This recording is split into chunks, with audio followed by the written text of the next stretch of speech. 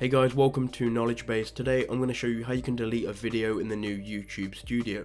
So there are going to be a lot of channels that have been rolled out onto the new YouTube Studio in the past couple of months, and here's how you can delete a video on the new platform. So in the past what you would do is you would highlight a video and you would go up to edit and there'd be a delete button, but now there is no longer a delete button up there. You have to go to the individual video that you want to delete, you have to click on the three dots and then you have to click delete down here.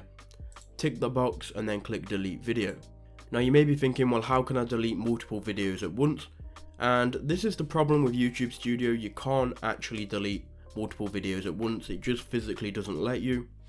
So the only way you can do that is by scrolling down and going to Creator Studio Classic, and then once you're in Creator Studio Classic you can tick as many videos as you want to delete and you can go to actions and then delete it like you usually would do.